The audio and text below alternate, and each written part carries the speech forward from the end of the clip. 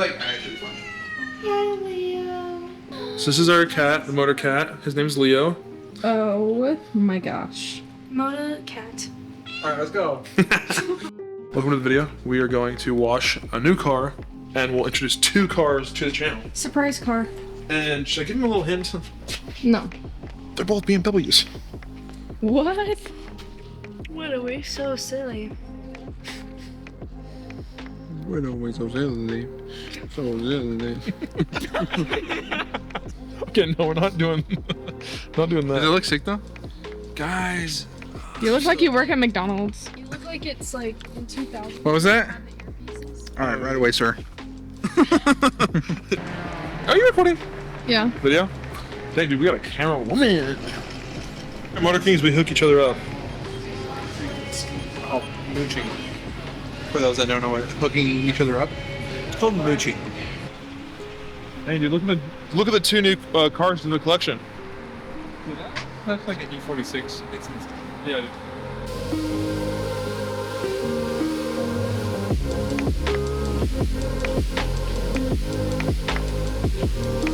Check out those tails.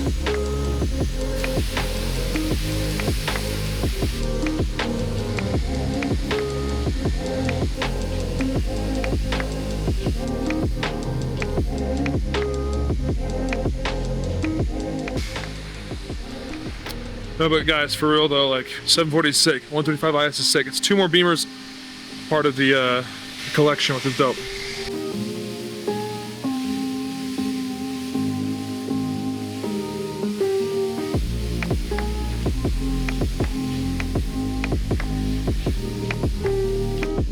Okay. Okay. You know what I need? OEM freaking floor mats. These are OEM floor mats. I need floor mats. I don't want leather mats. I hate leather mats. And no weather tech, anti-weather tech. We're all about the Like when they're buying a car, bags for us to throw them in. weather techs.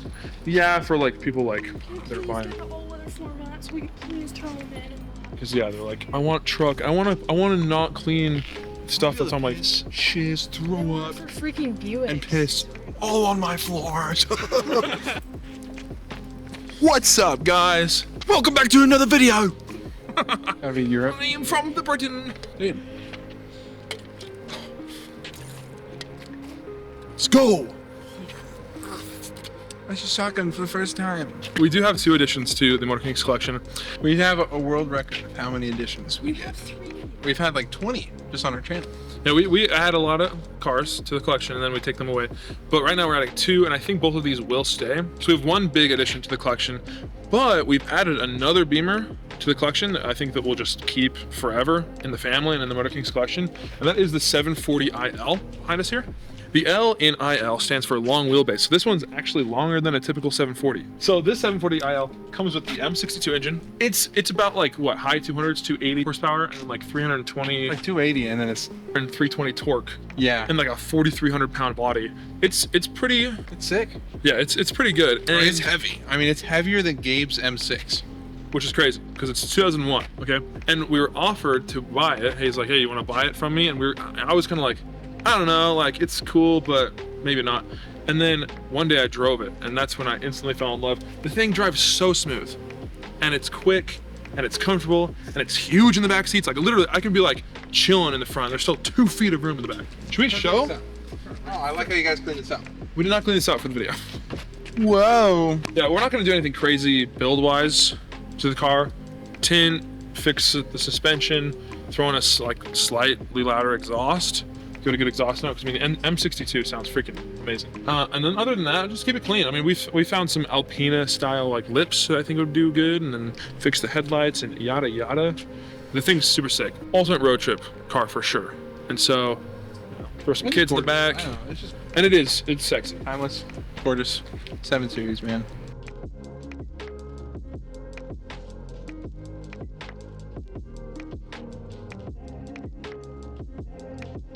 Yeah, he sits comfortably driving, and I can sit in the right behind him. Have like well over a foot, not exaggerating, of my knee. It's insanely huge. I mean, the Yeah. long wheelbase, like I'm glad we have this one and not the regular 740. Regular 740 is sick, but an L, dude? We took it. We gave it back to you. All right, so now for Luke's new build, okay? Because he already has an E36x3, and he was like, I gotta get a daily. Now for the more exciting car, my daily, the ultimate daily, is something that I don't know if I'm prepared for financially. Just kidding. It's it's better than its predecessor, and that is an E82 135. But nice skip. But not just an an official IS. And you just put the S badge on there, right? It's actually a 135i. Yeah, I just thought I'm like, I don't more people do this. There's nothing really different about them. Easy street cred. I should try it out. No, this is an official 135 IS. We've got the M Performance exhaust, we've got the Shadowline trim, the M Sport. We've got the badge on the inside because you know the badges are really why I buy the cars. We've got the N55 B30 instead of the N54. What do you think of that? Dual clutch transmission, which did come in regular 135is, but still cool. Has thick wheels. It has a better cooling system, which I think is awesome. The dual clutch is quick. It's it's my first automatic in a long time. So that badge. Oh yeah. Because honestly, guys, I got the M6 with a dual clutch transmission, and I kind of fell in love with big power and like really fast shifts. And I told him, I was like, dude, okay, I get it, manual is better. I have every car be manual, but just get one automatic that's a dual clutch so you can have that paddle shift experience. And so when he was thinking about getting a 135, I think he wanted manual, but I was like, bro, just get the IS, get the dual clutch. And I think that, I mean, I don't know how you feel about it now, but I think that you're grateful to have experienced the dual clutch. I mean, it's sick. The way it, here's the thing. One of my favorite parts of finding a new car is getting the one that when I have it, I'm never thinking, I can switch this one thing about. Like if I have the M3, I wish I could have the Euro, but it's okay. Or yeah, you don't ever want to be like accidentally one-upped by someone else on the same like. And it's not about, and people, I guarantee, because they commented this on the introduction of the M3, they're like, you should buy a car for yourself. Yeah, imagine choosing a car because someone else's opinion or someone else's car. I'm like, no, but wouldn't it be amazing to have the best that BMW offered at that time? What the freak, dude? Like, of course. So that's kind of how I felt about this. Like, to get the IS, because I'm not going to get a 1M. That's just out of the picture. Yeah. But I guess if a 135 IS pulled up that was manual, I definitely would be like. I feel like it's equal. I think at that point it's just preference. It's not that it's better, it's just preference, right? It might be a little more rare or whatever. If someone pulled up in an M6 competition and it was manual, I would feel, dang, that's crazy because there's only like 70 of them. But I'm like, I don't really want a 4,200 pound, 600 horsepower manual. I like manuals in smaller, like quick around corners like cars. I feel like with big, like freaking huge, massive cars. This thing is not big, huge. So no, but I think that, and also I'm just like, I love manual. What other dual clutch would you ever get? Hey, so is it like for sure that's the same dual clutch in your M6? I think it's the same, but they may have, I don't know if they've upgraded clutch packs, but they definitely did more PSI. So I think yours is like 16 or 18. But it's the same idea. And I'm like, for the power, it's shifting basically as quick, if not quicker, almost, because it has just like, it's got 320 horsepower. So that's the nice thing is that it comes pre-tuned, but that stuff kind of doesn't matter because we're going to be downpiping and tuning it. So my goals for this is basically to do the most basic N55 1 Series Bro would ever do. Apex wheels, downpipe and tune, and that's it. That's the full build. One in front fenders, wide body rear. But you're gonna keep the single side exit on the exhaust. I don't know. Well, that's the thing. I mean, things will just kind of happen. But no, honestly, having this car though, I am like, okay, dual clutch is sick. I would rather have a manual. This is my main thing with automatic. Yeah, I'm not gonna shift as fast as that. It's kind of like, even if you could shift as fast, you're not really gonna shift faster. So yeah, there's that. But the main thing I like about manuals, the car never tells you what to do.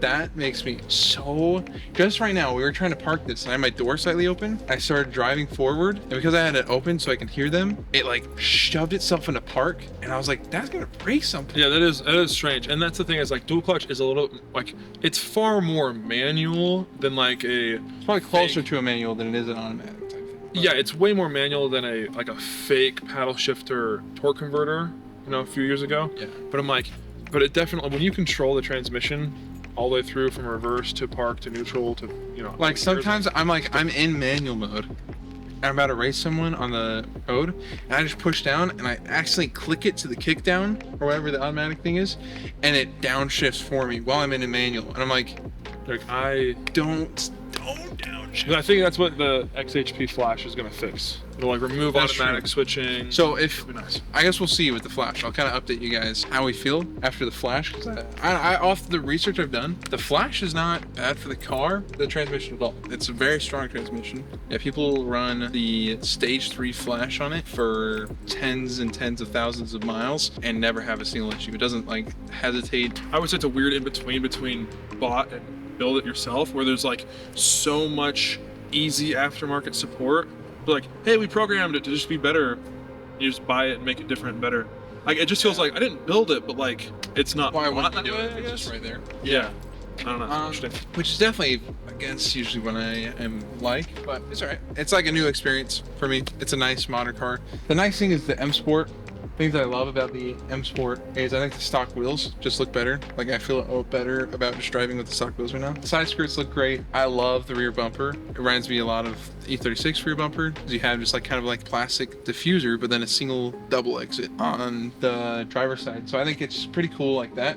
But the tough thing is I feel like in my head, I like the best for performance parts. And the 1M front bumper, because of how massive the intakes are and just better aerodynamic it is, I'm just like, why? I like the M Sport, but the 1M just looks a million times better. But I hate doing the 1M clones because everybody does the 1M clone. I'm probably gonna end up doing it. My idea that I'm doing right now is carbon fiber fenders, carbon fiber hood, 1M front bumper, and possibly just widen the rear fenders. I'm not gonna do a clone rear fenders, not thick whips, but yeah, it's on the black sapphire paint. This paint is tough. You can come up to this right now and see that it's just beyond scratch. I wonder if this will come up. I'm sure it will.